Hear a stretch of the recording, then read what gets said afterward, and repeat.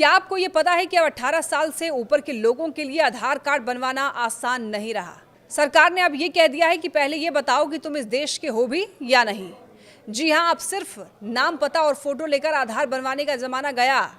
अब लगेंगे सिटीजनशिप के दस्तावेज और पूरा सिस्टम होगा एकदम कड़ा। सरकार ने आधार कार्ड बनवाने के नियमों में बड़ा बदलाव किया है। अब कोई भी वयस्क यानी कि 18 साल से ऊपर का जो व्यक्ति होगा, आधार बनवाएगा तो उसे सबसे पहले साबित करना होगा कि वो भारत का नागरिक है या नहीं। इसके लिए मांगे जाएंगे सख्त डॉक्यूमेंट्स जैसे कि जन्म प्रमाण पत्र, मैट्रिक का सर्टिफिकेट, राशन कार्ड या पासपोर्ट, और इनकी जांच भी सख्ती से होगी।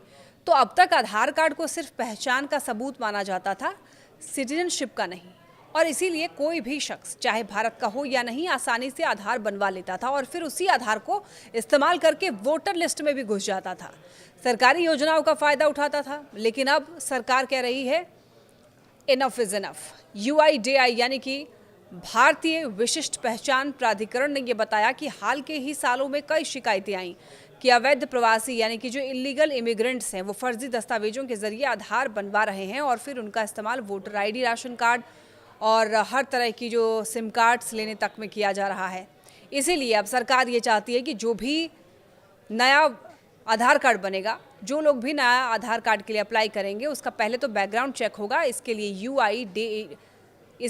UIDAI एक नया टूल भी ला रहा है जो कि आधार अपडेट और KYC के लिए डिजिटली डॉक्यूमेंट्स वेरीफाई करेगा, जैसे कि पैन कार्ड, ड्राइविंग लाइसेंस और मनरेगा जॉब एटसेट्रा। मतलब साफ है कि अब सिर्फ जो है 18 के नहीं बल्कि एलिजिबल इंडियन सिटीजन के होने का सबूत आपको देना पड़ेगा। और सोचिए, 140 करोड़ आधार पहले ही बन चुके हैं, जिनमें से लाखों शायद उन लोगों के भी हों जो भारत के नागरिक नहीं हैं।